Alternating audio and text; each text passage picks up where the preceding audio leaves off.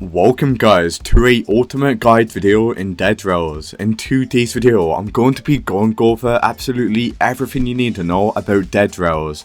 This is going to be a ultimate guide video going over all of the tips and tricks in the game to make you become a better player so you can get more money, more bond, so that you can complete and win Dead Rails. Let's get stuck right in. When playing Dead Rails, you can get bond. You get bond by looting buildings such as the castle, normal buildings. By playing the game, more than likely, you have been given bond. Bond is very important. With bond, you can buy items from the general store where you can buy body armor, allowing you to get more health, coal, allowing you to fuel the train, Molotovs that allow you to kill herds of zombies really easily. You can also buy guns from the gunsmith. A gun to allow you to kill enemies in the game a lot more easier. By getting bonds, you can get gun in the early game that will allow you to progress a lot more quicker. Just to let you guys know, this is going to be one of the best guns in the game. The rifle has to be the best gun in the game. The doctor does sell bandages and snake oil. Bandages do allow you to revive your teammates. Snake oil allows you to give you a brief speed boost, allowing you to run faster whilst giving you a regeneration health boost. Classes that you can get from the tailor will allow you to spawn with gear and abilities every single game that you play.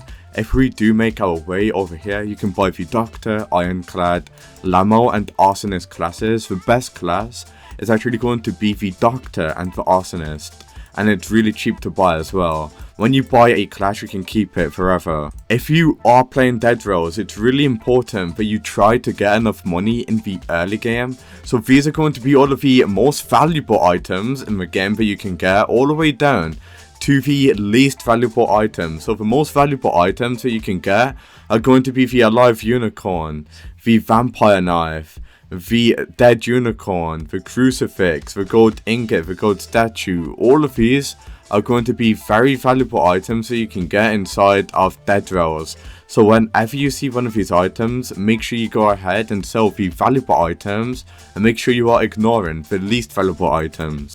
These are going to be all of the weapons and guns that you can sell or buy in the game, as you can obviously see. This is going to be a full fuel guide showing you the most important fuel to burn when playing the game, and the least valuable fuel that you can burn whilst playing the game. So if you want to burn something for fuel, you know what to burn for fuel by using this guide pretty much.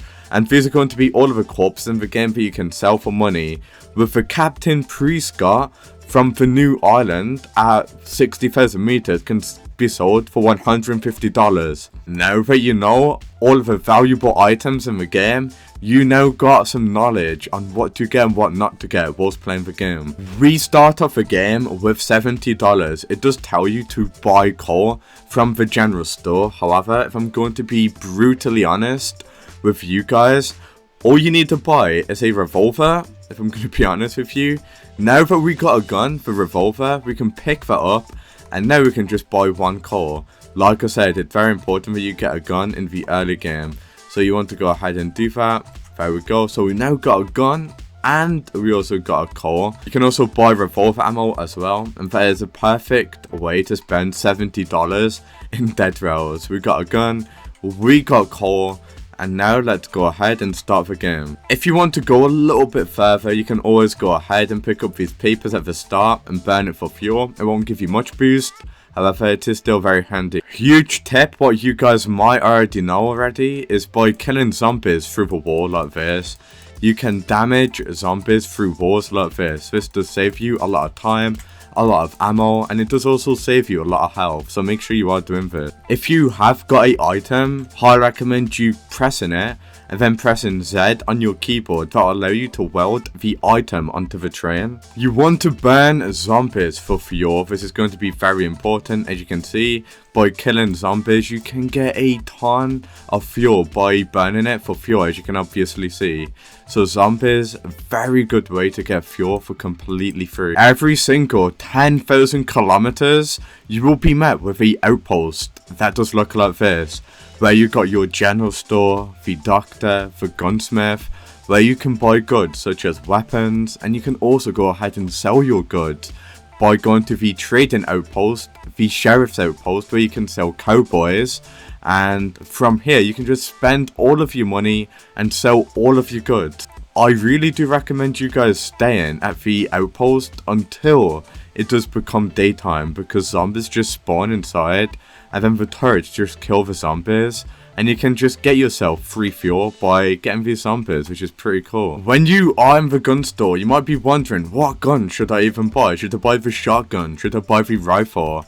If I'm going to be brutally honest with you, if you do not know what gun to buy, this is going to be a list of the best guns all the way down to the worst guns to buy from the shop or use. So if you want to get a gun, I highly recommend you getting the guns that are at the top, such as the rifle. The rifle is going to be by far one of the best guns to use in Dead Rows. However, this is going to be a tier list showing you the best weapons to use. The ones that are at the top of the best, ones at the bottom of the worst. Whenever you see a herd of horses, what I highly recommend you doing is trying to find a unicorn. So you want to always keep your eye open for the unicorn. The unicorn is going to be the most valuable item in the game, and this is going to be the unicorn right here. A lot of you don't know how to get the unicorn, so I'm going to show you right now. So this is going to be a huge tip what I highly recommend you guys following. So you want to go ahead and go away from the unicorn and then go towards the unicorn like this. The unicorn should run away from you, and you want to trap the unicorn in between the train and you. So the unicorn has nowhere to go, a little bit like this, as you can see. And now the unicorn's trapped, we're going to pick up the unicorn, and we just welded the unicorn to the train. However guys, this is very important.